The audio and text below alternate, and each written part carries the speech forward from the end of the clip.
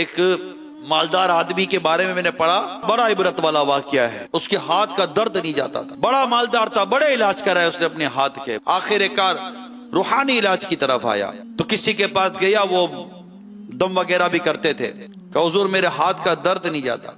उन्होंने कुछ पर वर के दम किया, कुछ रूहानी इलाज किया।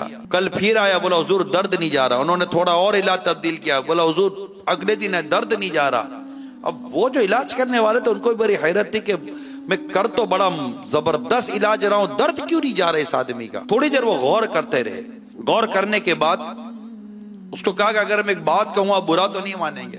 कहा क्या कहना है? कहा देखे मैं तो आपका इलाज कर रहा हूँ, डॉक्टरी भी इलाज हुआ, रूहानी भी इलाज हुआ, आपके दर्द में तो फर्क नहीं पड़ रहा, दर्द बढ़ रहा है। मैं एक आपको मशवरा देता हूँ, आप अपने माजी पर गौर करें, कोई ऐसा वाकया तो नहीं हुआ जिसकी वजह से ये सारी चीजें हो रही हैं। अब असल में बड़े लोगों को नसीहत करो ना, उनको उमूमन बात इतनी जल्दी समझ में नहीं आती। इसने भी बोला मौलाना अपना मशवरा अपने पास रखो, चलो एक तो तुमसे फर्क पड़ नहीं रहा है, मेरे ऊपर डाल रहे हो। वो नाराज होकर उठ कर वुर वुर करता हुआ चला गया। थोड़े दिनों के बाद वो शख्स उसी शख्स को मिला, वो बड़ा आदमी, पैसे वाला आदमी। वो रोड पे जा रहा था, उसने देखा कि वो जिसने मशवरा दिया था उसको नजर आ गया। वो दौड़ा दौड़ा गया, कहा हजरत पहचाना?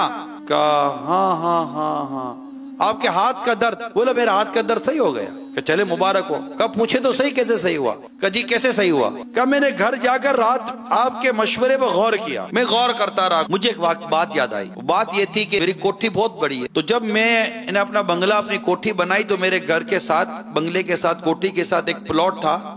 मेरी ख्वाहिश थी कि प्लॉट मुझे मिल जाए, ये जमीन मुझे मिल जाए तो मेरा बंगला, मेरी कोठी बड़ी हो जाएगी और खूबसूरत हो जाएगी। अब मैंने चाहा वो मिल जाए। वो प्लॉट था, किसी जमीन थी किसी बेवा की। मैंने उस बेवा से राब्ता किया, उससे बोला ये यतीम बच्चे हैं, इनके बाप ये प्लॉट छोड़कर दुनिया से चले गए, मैंने रखा हुआ है कि ये बच्चे बड़े होंगे तो इनको प्लॉट काम आ जाएगा। अब वो प्लॉट मेरे दिमाग में फंस गया था और वो बेवा औरत थी जो मानने का नाम नहीं ले रही थी। अब मेरे पास दौलत तो थी, ताल्लुकात भी थे, मैंने पैसे वैसे खिलाकर उस प्लॉट की फाइल वाइल बनाकर अपने नाम पर प्लॉट करवा लिया। बेवा को कानों कान मैंने पता ही नहीं चलने दिया। और जब प्लॉट मेरे नाम पर हो गया, मैंने अपने मजदूर लगाकर अपने घर का एक्सटेंशन शुरू करवा दिया। अब वो औरत को पता चला, वो आए, मैं सामने नहीं आता था उस औरत, दूर से देखता था कि वो औरत हाथ उठा उठा कर कुछ बोलती थी, हमारे मजदूर हंसा करते थे। वो हाथ उठा उठा कर कुछ बोलकर चली जाती थी। अब मुझे रे कर वो बेवा याद आई। मुझे भी लगा कि हो ना हो ये बेवा ने बद्दुआ ना दी हो मुझे। अब मैं उस बेवा को ढूंढने में लग गया कि बेवा कहाँ गई। पता चला बेवा किसी और शहर चले गई। मैं किसी और शहर गया उस बेवा को ढूंढता हुआ, घर का पता मालूम किया, बेवा से राब्ता किया, उससे पूछा कि वो जो हुआ था क्या हुआ था। मैंने तेरे लिए बद्दुआ की थी, हाथ उठा उठाकर तेरे हाथों के लिए मैंने बद्दुआ की थी कि जिन हाथों ने मेरे यतीम बच्चों की जायदाद पर कब्जा कर लिया।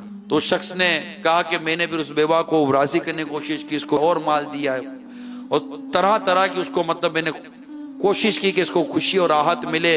और मैंने कहा कि अम्मा मेहरबानी करो, जिन हाथों से बद्दुआ की थी उन्हीं हाथों से दुआ कर दो, मेरे हाथ की तकलीफ नहीं जा रही। उस बेवा औरत ने हाथ उठाए मेरे लिए। अभी उस बेवा औरत के हाथ नीचे नहीं आए थे कि मेरे हाथ का दर्द चला गया।